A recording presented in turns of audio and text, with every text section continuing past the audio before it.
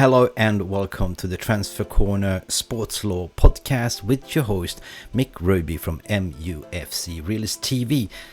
Since the summer, transfer window 2023 is about to kick off. What better way is to start fresh with an educational podcast, talking to some of the leading transfer agents and lawyers that surround in the industry today to give you the most intricate details of the world of football and the transfer market, how it's operating. In this podcast, we should focus on the most significant and often controversial aspect of professional football, the role of the football agent. As myself has worked many years as a football intermediate with some of my guests here in close relationship, we will talk about what football agents do, some of the difficult legal issues that might arise during a transfer market transaction. We will also talk about the FIFA new regulations and cap on agencies and what the future might hold for football agents. I'll be also asking my guests how they ended up doing the fascinating work on football and what they do today. How did you become an agent? So, I'm joined today by three leading experts in the sector. I'm talking about Jonathan Barnett, the chairman and the co-founder of ICM Stellar, one of the biggest global sports agency in the world. Forbes magazine are currently calling him the number one most powerful agent in the world, to be honest. His clients include players like Jack Grealish, Gareth Bale, Ruben, Loftus-Cheek, Jordan Pickford, but we know that Gareth Bale has kind of retired as we speak. Jonathan is also the vice president of the Football Forum, an international organization leading football agents and players, leading the opposition to some FIFA new agents proposals as well. I'm also joined by Dan Lowen. He's a highly experienced sports lawyer, partner and co-founder of Level, a leading commercial law firm focused on media, entertainment, technology and sport. Dan and I, on the other hand, have worked on many agents and transfer cases before over the years, and he's an excellent expertise in his area. He's an experienced sports lawyer, recognized and leading advisor in football industry. He acts for all his clients wide ranges of issues such as transfer, commercial opportunities, including sponsorships, image rights arrangements, to disputes, regulatory matters and disciplinary charges, and he's the go-to person for me to go to whenever I have an issue as myself as well. Dan's clients include numerous of talent management agents, and he's advised international firms throughout his sports industry in his career, from a talented young stars to future through the global icons as well. Last but not least, we're also joined by Kelly Skeggs. He's the director and CEO and general counsel for one of the leading independent football agency in UK called Omni Sports. She worked in professional football for over a decade, but both club and player side of it. She's a former elite athlete herself and non-executive director of NGB table tennis as well in England. What Kelly brings to the table is very valuable insights what we're going to experience today. She's a qualified lawyer, board director of sports administrator and CEO. Let's get right into it and start this podcast.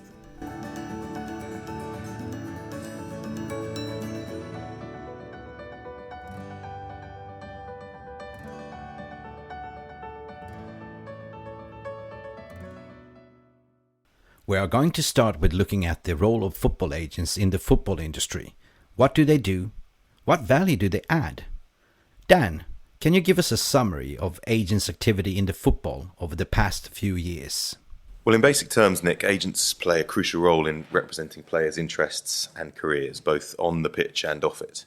A commonly held misconception is that agents will swoop in and earn a lot of money on a player transfer. But the reality is that an agent will likely have spent many years counselling, guiding and helping that player, assisting them with personal, professional and commercial issues. It's just that the public, visible side of an agent's work is their negotiation of a transfer or a new contract, which inevitably is the bit that hits the headlines. It's true, however, that a player's agent will negotiate a player's existing club and prospective club contracts to ensure that his or her client's interests are protected. Players' careers are short and clubs are, in the most part, sophisticated businesses. So without an agent, if a player were representing themselves, there would be a significant imbalance in bargaining power between the employer, the club, and the employee, the player. Off the pitch, the commercial power of players, as opposed to traditionally the clubs they play for, is constantly on the rise. And agents play the role of managers of their clients' commercial careers. But agents also work for clubs, helping them to sign and release talent and to negotiate with other clubs to agree on the terms on which a player will be allowed to move. Agents can play a pivotal role in brokering transactions between clubs, often internationally. And without agents' activities in that regard, there would be far fewer transactions around the world, and I think far fewer opportunities for players. The sheer number of player transactions in football annually demonstrates just how much potential work there is out there for agents around the world. So in 2021, there were over 18,000 international transfers in men's professional football. So that's ignoring domestic transfers, of which, of course, worldwide there are thousands. It's ignoring amateurs, that's ignoring women's football, which is booming. That's interesting, Dan, but how many of those 18,000 were agents involved in? Only a minority of the 18,000. So the majority didn't involve agents, but agents were involved in thousands of transactions around the world domestically and internationally last year. And we've all seen sensationalist headlines following a particularly high-profile transaction or the day after FIFA publishes its annual report on agents' fees.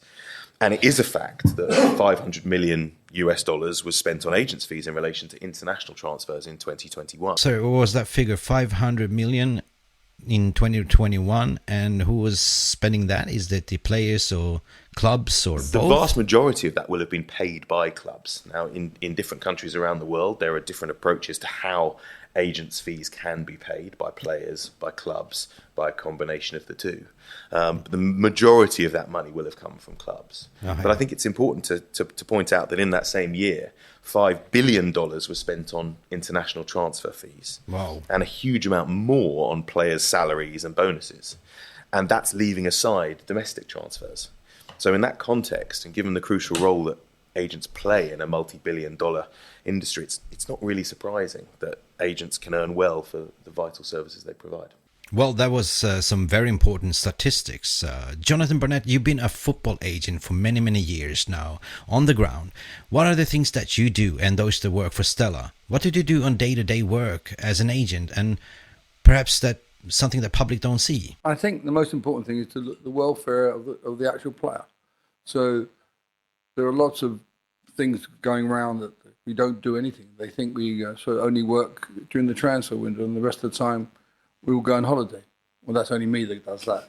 But other people work. And it's a full-time job. We have to look after the player. Because in truth, most clubs don't look after the player as an individual. They're part of a group, and they're not really capable of looking. There's nothing wrong with that. That's our role. So we have to make sure that the player mentally today is well looked after. That is, obviously we look after his marketing, his sponsorships, which in some cases have various 20 people looking after some players. So they're big organizations today. And, we employ nearly 200 people. So they are working year round. And we don't look after clubs. We look after the player, and we look after all his interests. So we may even get a phone call from his wife or girlfriend or whatever. So we have to look after that. We have to make sure that when a player is on the field, all he has to think about is playing. Everything else we'll take care of. Everything else is almost literally everything else, isn't it? I mean, knowing from working with you for a long time, Jonathan, in the past, the players have legal issues, for example. It's usually you, the agent, and your agency who sorts it all out. I mean, the legal defense and representation and so on, isn't it? Absolutely. It's very important because, with all due respect, it's an area that they know nothing about. And they want somebody by their side to do that, and that's very important. I would say all year round we are talking to legal people about some things very trivial, some like buying a house, the legalities of that, to sometimes some much more serious things. But we have to have a good legal team around us. Obviously, that's where you come in. I looked for other people, but they weren't available. So,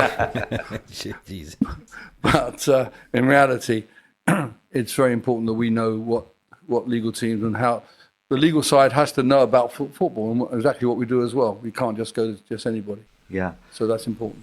The other thing I think perhaps not everyone realizes is that they look at the headline figures. Agent get paid this percentage on transfers or resigning of a player, but all that day-to-day work you're describing, Jonathan, the agents don't get paid for that, do they? Only ever getting paid where there's this negotiation. Yeah, I mean that's all part of the service that we provide, and it's very important. Like you said, we get paid when we actually do some renegotiation, or in most cases, and sometimes when we sell the player, but help to sell the player, we don't sell him ourselves. But the most important thing is they have to have complete and utter faith in their agents. Today, if I'm not mistaken, there are over 3,000 agents in Britain, and I'm not sure what 2,900 of them actually do for a living. You know, you do get the press. Not every agent is going to earn a fortune. It's the ones that look after the player properly that will. I'm not saying that they're all bad, but you can't have 3,000 people all earning a living. There's not that many players around. Yeah, yeah. Yeah, I think those statistics. Dan, just going back to you for a moment. I'm not sure if you have the statistics in front of you, but before, when they had licensed agents back in 2015, it was much smaller amount, wasn't it? It fluctuated year on year, but it tended to hover around the 500 licensed agents in England. And now, as Jonathan says, between individuals and registered companies, there are over 3,000 registered intermediaries. And of course, it's a similar pattern all around the world. So when you factor in that's only in one country, and you've got all of the other big markets in Europe and around the rest of the world, it's a huge number of registered intermediaries. And as Jonathan says, I think a lot of them won't be doing a huge amount. And today, it's, when I first started nearly 30 years ago, it was much simpler than it is today. Today, with all these social media and all the different types of things going on, you need a team. An agent needs a team of people to help that player. And that's what people forget. It's just not a one-man band. As I say, we employ nearly 200. Some of the other big companies employ more or less. But an individual, it's almost impossible today. When I used to do marketing, when we started up in marketing, you go to, say, an Adidas or a Nike, and you take one sheet of paper and say, I've got a very good player. And, you know, you're going to be a big star. And we'd discuss it for a while and come up with a deal. Today, they want to know the demographics of that player. They want to know how many, you know, worldwide, what's his following on social media, how many between the age of 18 and 22, what sort of countries. So you go now with a big folder and sit down. So it's almost impossible for one man to do that. And that's why it's very important that the player picks agents that know how to do that. So it's much more complicated than the average person thinks. We don't just lay around. Well, I hope not. Yes. Kelly, Jonathan's spoken about some of the things agents deal with. You're the chief operation officer at Omnisports, and so you're running an agency with lots of different agents there. What are the kind of things that those who work at Omnisport have to deal with on a regular basis? Obviously, all of my views on this are my own and don't necessarily reflect those of Omnisports. Jonathan's covered a lot of what we do. Obviously, as we've said, the public perception is on the end of a deal, but what goes on behind the scene is a far bigger operation. And as Jonathan said there, the one-man bands anymore, they can't possibly provide the full service that a player needs. So we see ourselves as kind of an extension to a player's family, and we sit in their circle and we look after their health, their well-being, both physically and mentally. We will look at pathways, we'll look at career progression, we'll look at targets, we'll keep them accountable for what they're doing. They might have specific goals that they want to reach, we'll sit behind them. They might have performance anxiety at a certain time and they might need assistance with that. Their commercial deals, what Jonathan said, it's impossible to gather the information necessary for these companies now as a one-man band. So we provide a holistic service tailored to each individual player, and there'll be some players that need that have really great needs that need to be contacted on a daily basis, and there are other players that simply want the end service, and you have to tailor what you're willing to provide to each individual player, and you can only do that, and you have to react on the day. It could be anything. I think hearing both of you speak, it sounds to me much more like these days the role of a football agent is the role of a business that serves all sorts of different areas rather than the old-fashioned one-man band agents. Is that right? Absolutely, and as Jonathan said there, trust is absolutely crucial. If the player doesn't trust his agent, then they don't have anything. So we look after their legal interests as well. So you'll sit aside them, and they trust you to deliver on their best interest. They're trusting you to deliver on their most crucial part of their lives, which is their career. So everything else simply falls into place. But you have to be there for them through everything 24/7. Football agency doesn't shut down. It is 24/7, 7 days a week. Now, I've been with agents, in fact, some of Jonathan and some of those work with abroad as an intermediate and so on. And I noticed they are a little bit like me, or perhaps even worse, as they never turn off the phone, or they're always on the phone, like myself as well. It's really 24/7, isn't it? Yeah, they don't turn their phones off. They can't turn their phones off because if a player needs to speak to you, it doesn't matter if it's 3 o'clock in the morning, it matters 11 o'clock at night. They need to speak to you, and they need to speak to you now. And that's what their expectations are of you. So no, there's absolutely no downtime for any football agent, any very good football agent. Okay, I'm going to move on now to discuss some of the most important legal issues that arise in football agent space. Again, I'm turning to you first, Dan, as you are the expert on the law and football agents. What are the most important legal issues that arise? Well, Nick, as you know, there are a really wide range of issues that come up on a day-to-day basis. So I'll pick out a few. One that arises fairly frequently for my clients is the fact that they're operating in a highly commercial environment, negotiating high-value contracts and juggling the competing interests of numerous parties. But at all times, they need to ensure that they comply with a highly prescriptive regulation governing the industry. There's FIFA's rules, there's the FA's rules, Premier League, Football League's rules. So agents will be trying to secure the best possible deal or arrangement for their client and then for themselves from a legal and commercial perspective, trying to take into account all possible eventualities of what may be a 4 or 5 year playing contract in some cases. But they also have to bear in mind the regulations, and there are commercial points which can be freely agreed between the parties and documented legally, but which may not comply with the regulations. Certain types of payments from a club to an agent, for example, may simply not be permitted by the FA's rules, and that's something that they have to constantly grapple with. A second issue is non-compliance with contractual obligations. Tends to arise often with agents in the context of their representation contract, and it may be because a player ignores his contractual obligations, alleges that the agent's in breach of the agent's contractual obligations, or maybe even that the player never even signed the representation contract in the first place, and one has to bring in handwriting experts. The agent's industry is so competitive that players can have their heads turned at any opportunity, no matter how big the agency is that they're currently represented by. And if a player's career or performance on pitch isn't going as well as the player may like, then it may be that they feel they need to change off pitch. So the enforcement of contractual rights and entitlements and standing up to contractual breaches is something that I have to advise on fairly frequently. Third is that the FA has a team of regulatory investigators who are looking into agents' compliance with the regulations. And they seem to be challenging agents and agents' activities on an increasingly frequent basis these days, particularly with reference to approaches to minors, working with minors, and also the way in which the payments made by clubs and players are structured in transaction documentation. And that's something that comes up fairly frequently.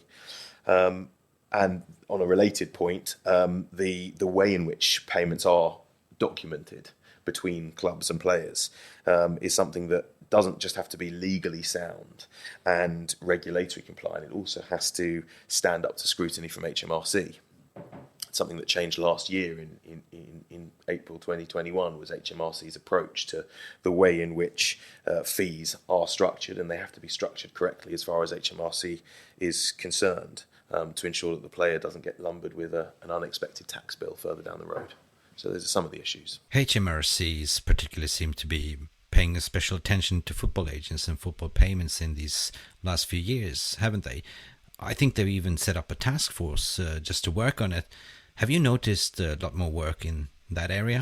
Well, there is a lot more work in the area, mainly because HMRC has seemingly altered its stance. Up until April of last year, it was a generally accepted principle in football that when an agent acts on behalf of a player, the fees can be apportioned on a 50-50 basis between the player and the club, on the basis that the agent was providing services of genuine value to the club. And that's where they had dual representation contract or a tripart type representation. So normally it was 50-50 in terms of player services and club services. Yes, and the commercial justification or rationale for that was that when the player appointed the agent on an exclusive basis, the player will have agreed a fee with the agent. But when it comes to a deal and the agent is genuinely providing services to the club in bringing the player to the club and persuading the player to accept the club's terms, it makes sense for the club to bear some of the responsibility for the fees paid to the agent.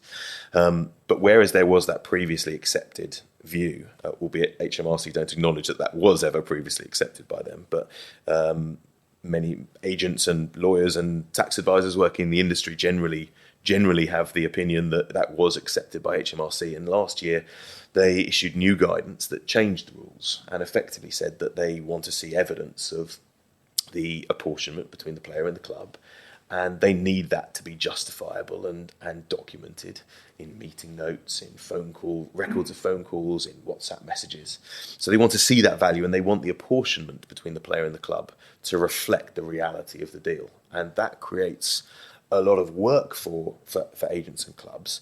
And it's very difficult because a lot of the time when an agent is working on a deal, much of what goes on will be in phone calls, will be in meetings. A lot of it is face-to-face. A lot of it is relationship-driven in football.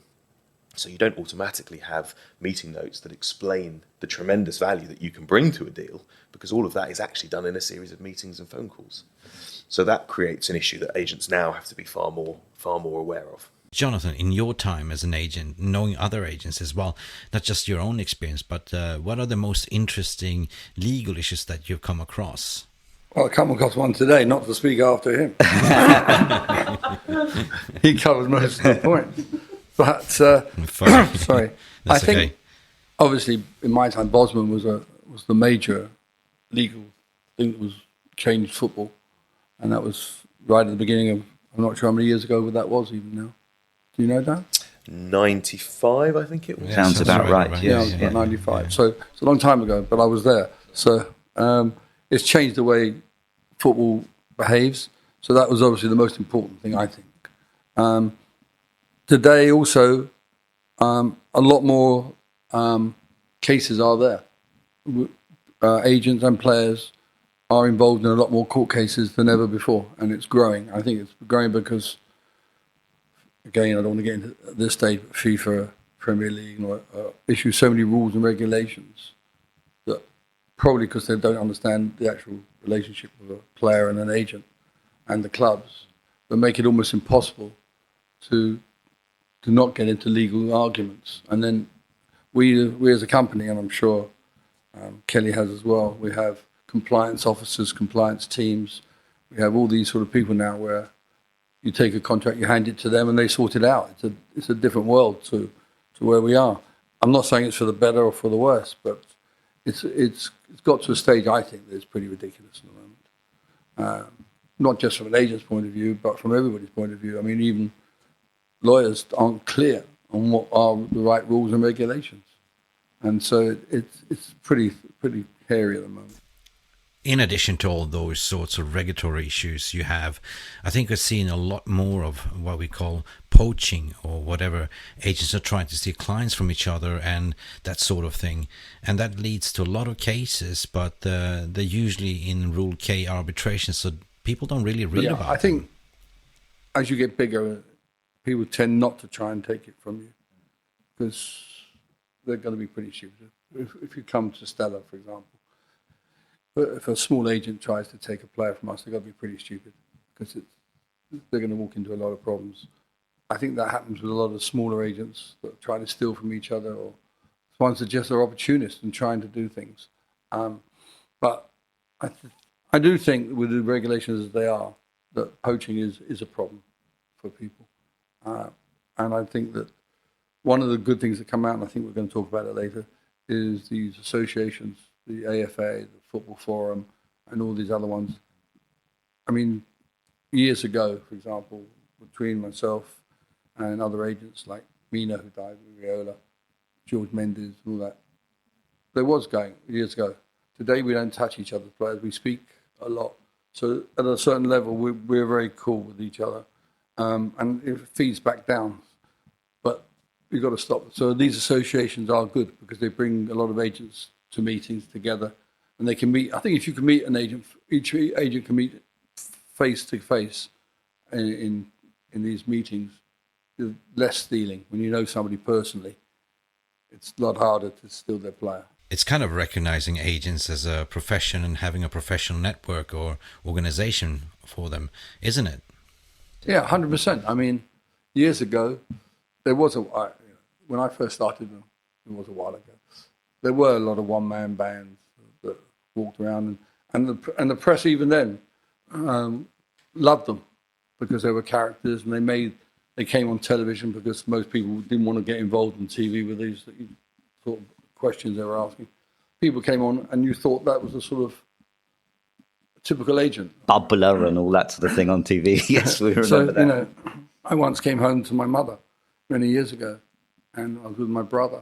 He was in another business. And she kept on saying to me, Jonathan, can you get me this? And Jonathan, can you get me that? And I said, why don't you ever ask Simon, my brother? And she said, I've seen what you do for a living. She said, on television, you don't do this, and you get this. So, my mother didn't quite understand what I actually ever did for a living. But it's changed. Today we're not just my company, lots of companies are major businesses. In some cases, some of the agencies are bigger than some of the football clubs, most of them. So we're a part of a major corporation. And it is changing, but poaching is not a major problem for us, but it is a problem. But the laws have to be looked at carefully. Well, thank you, Jonathan, for bringing some insights to your story as well. But Kenny, I'm going to bring things back to you, Kelly. So bringing back to the COVID pandemic, for instance, which had such a big effect on football and sports in general. What kind of issues did that bring to you and your agency that you work for and the players you represent? Well, predominantly you have to look at the health and well-being of the players because we're going into uncharted territory and we're all trying to navigate these waters and no one knows what's going on. So players every day are used to the same routine, the same structures. They know exactly what they're doing, where they're supposed to be, and that does create a solid foundation for every single player. And then when you take that away, and then you add the uncertainty and then the pandemic that goes with it, and they don't know when they're going to play again, you're creating a whole different rows of issues that we as agents needed to deal with. So. To be flexible and adapt to the situation that was going on around us, we had to be friends. We needed to be their friends. They needed people there. They needed to be there for you to speak to when they needed support and they needed encouragement or whatever they needed. But it became a different type of role. We couldn't go to games. There weren't any matches on. We couldn't go on. I don't know if I'm allowed to. We can't go on Y-Scan. We can't watch the game, so we can't. There's no statistical analysis to be done. There's no looking at plans and progression and what they're going and making them accountable for their goals. But what we had to do was help them with their mental and their physical well-being. They had to be in shape to then return with a very short period of time when they were going to go straight back into matches. So physically they had to be prepared and mentally they had to be prepared. So I think it was important for us to learn, adapt, apply in a very short time frame with very limited information. It's interesting you say all those things, Kelly, because I've thought that's the club's responsibility to do all those things. But why are you having to do it? So Jonathan alluded to it earlier in terms of the clubs looking after the players in the wider sense as a team, but individually.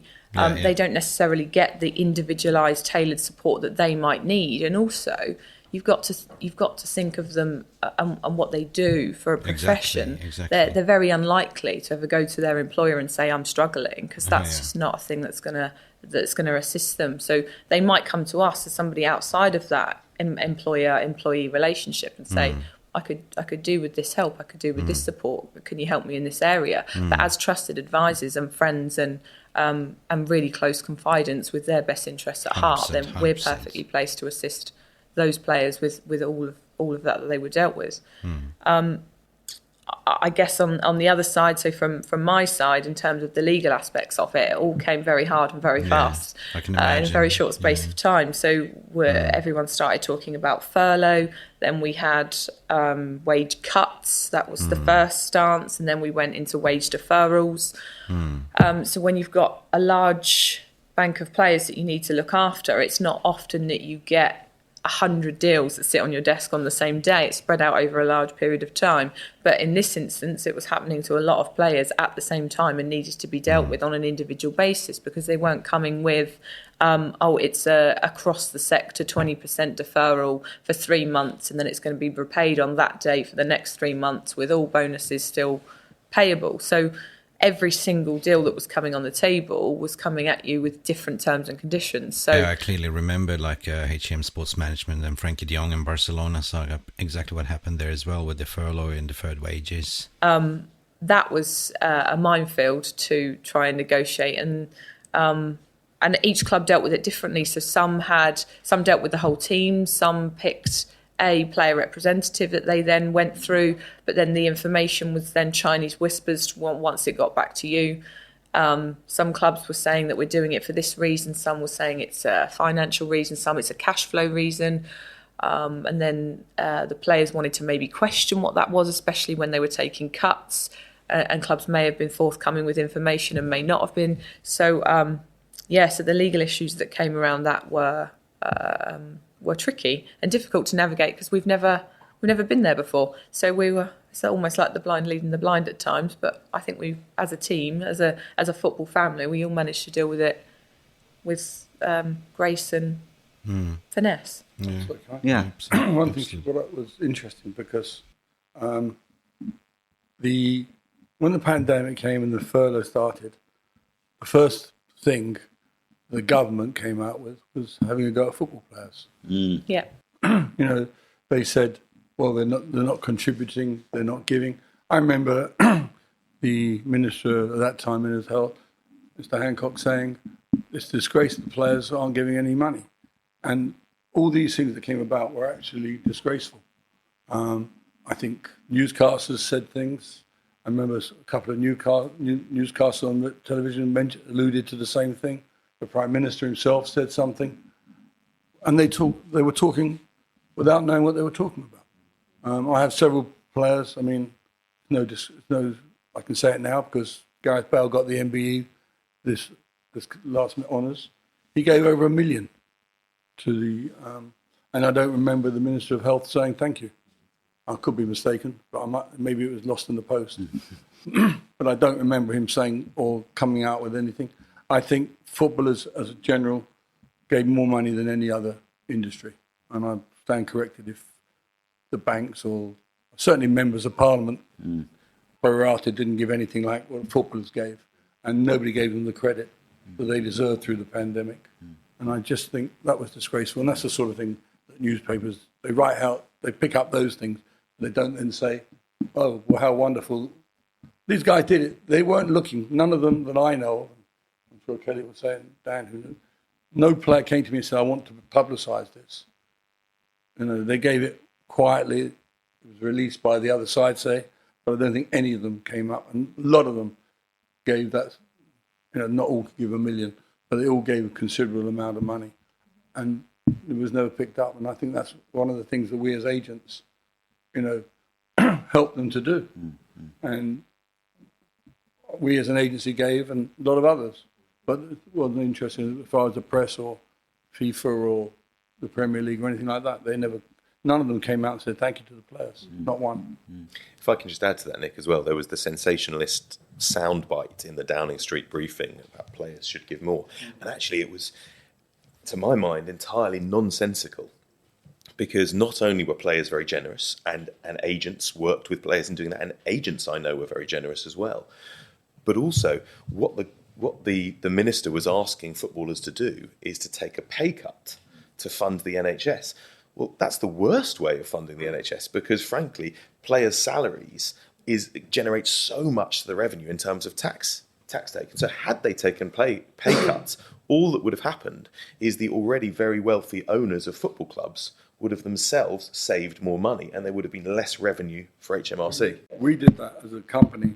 We've said to all the clubs, okay, we're going to do a pay cut. Can the money come back once? Will they get it back? Or if not, is it going directly to the National Health Service or is it to fund the football club? If it's to fund the football club, then we want it back. Exactly. If I can just chip in, because remember during the pandemic, I was acting for the PFA, the Players Union at that time, and a number of Premier League players were very, very involved in directing the policy of the PFA precisely in the way that the players were saying.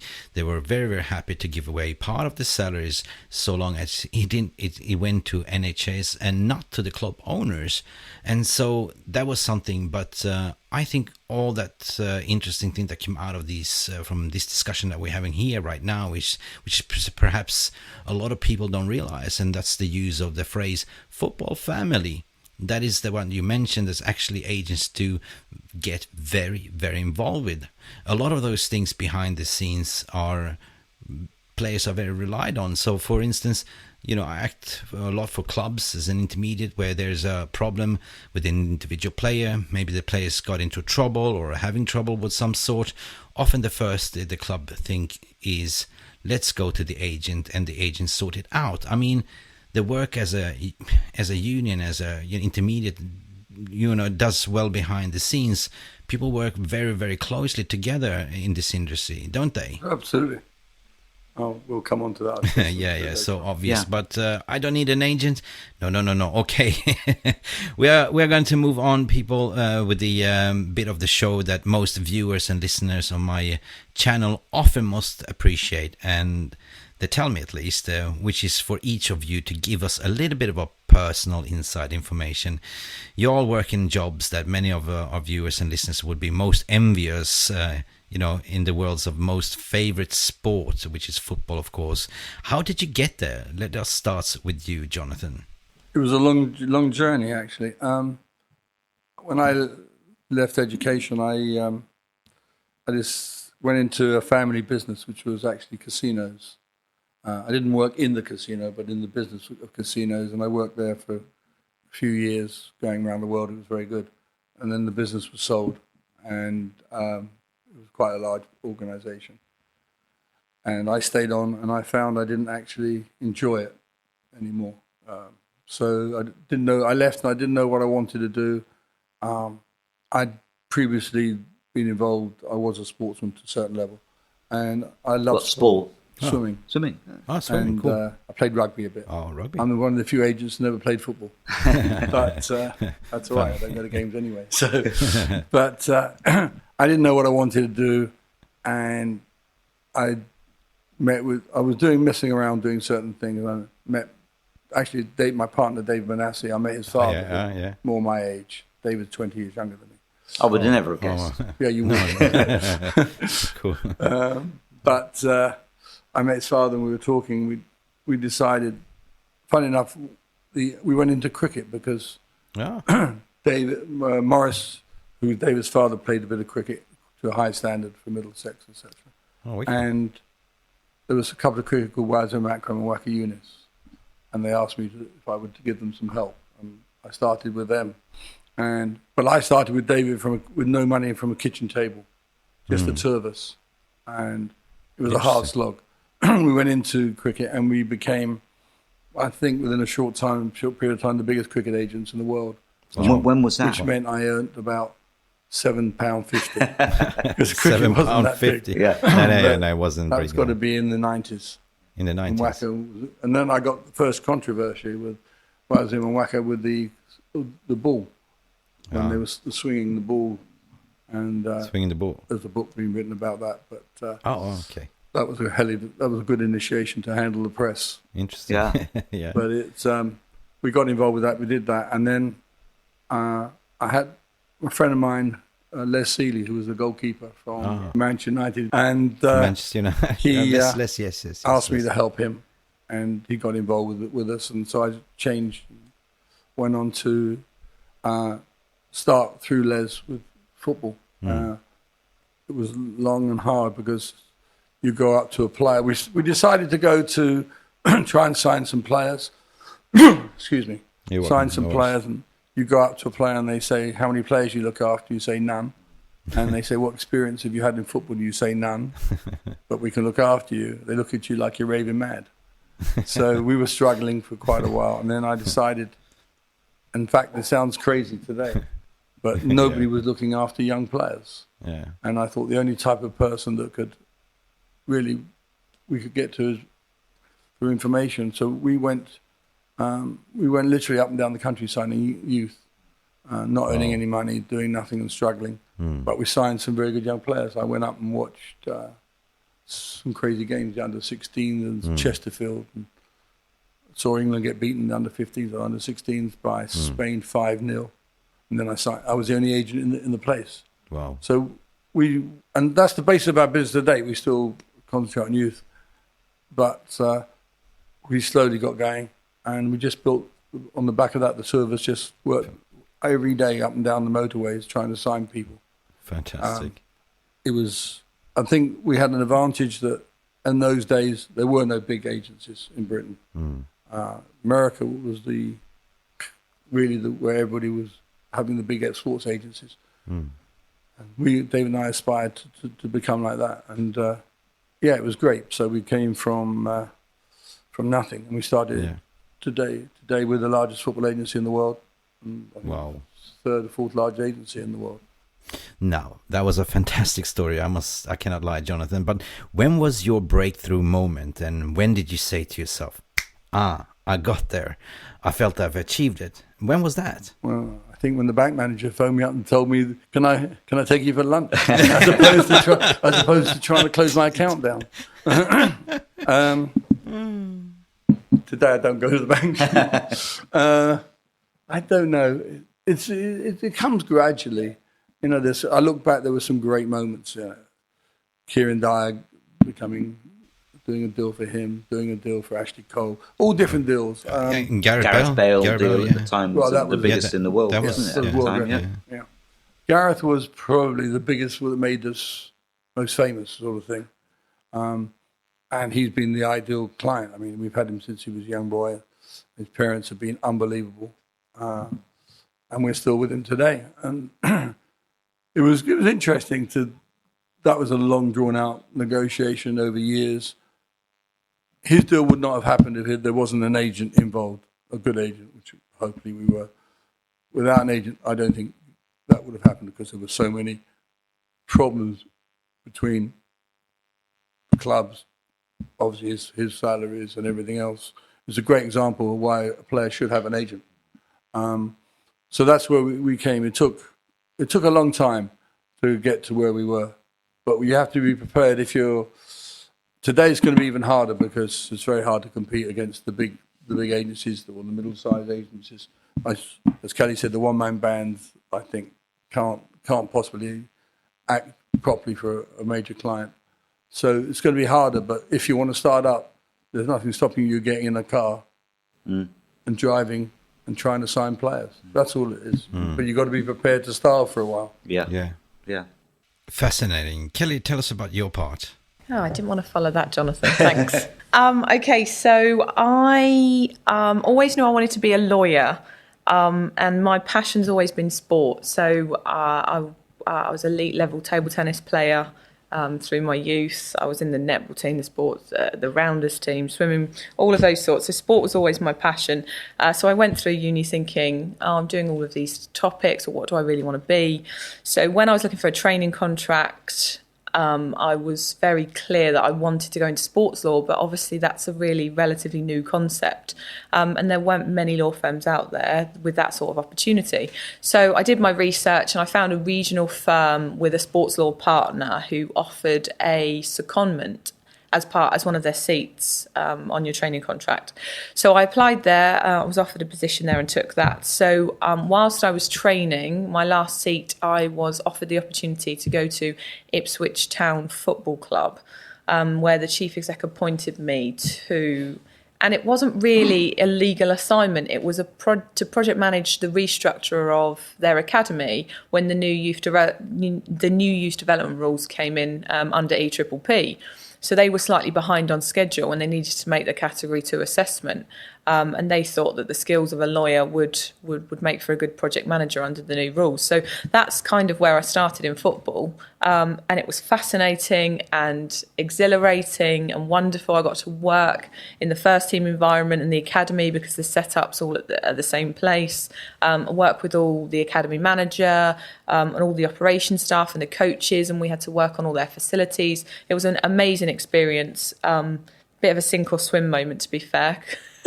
Didn't want to fail that, and we managed to get category 2 status. So that was my first step into football, if you like. I didn't really want to leave.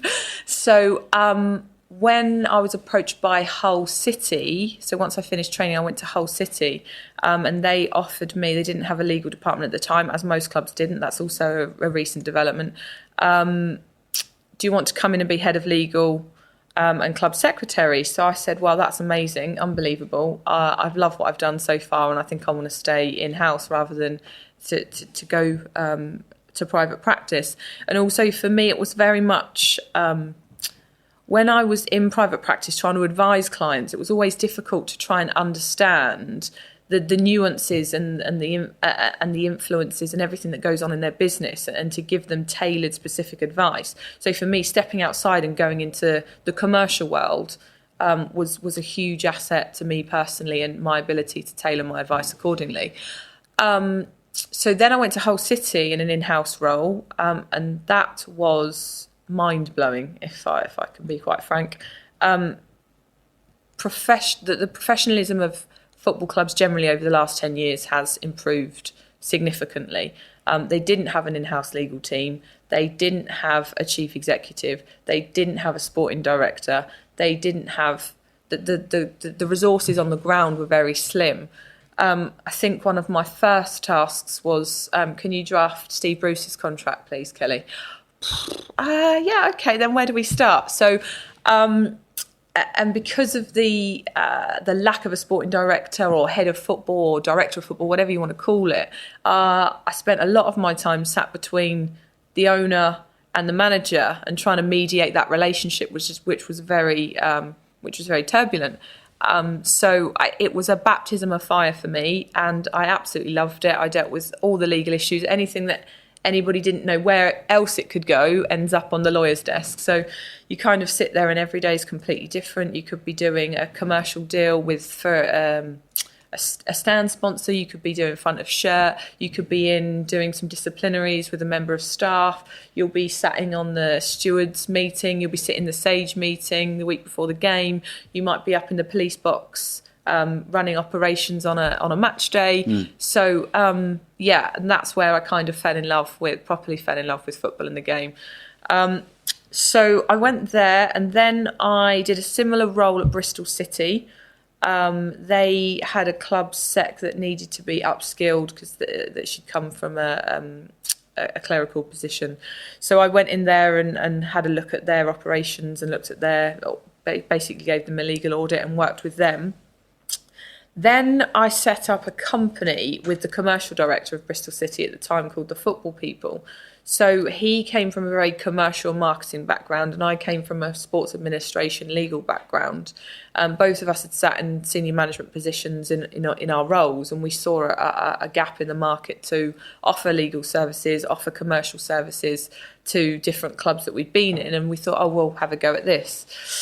We did a few posts with, we were interim commercial director at Sheffield United for a time, so we worked on the transition period for them. We did a few other projects. Then I moved to Australia out of the blue, followed a man, won't do it again. He played cricket, so I went to Australia and I ended up running a company there of IT contractors.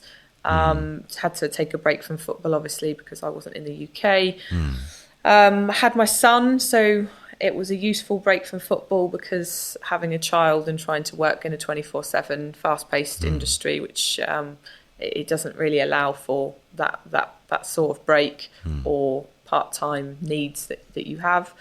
So then when I came back to the UK, I then went and I was chief exec of a law firm for a brief period until I realised that my passion still lies in football. And what am I doing? Why am I not in football? My son's old enough now, I can go back and spread my wings. So that's when I met my current boss. We'd done a deal together previously when I was at Hull City. He bought a player, we got on very well. And that's how I'm now COO at Omnisports. Well, thank you, Kelly, Jonathan, and Dan. Thank you all very much.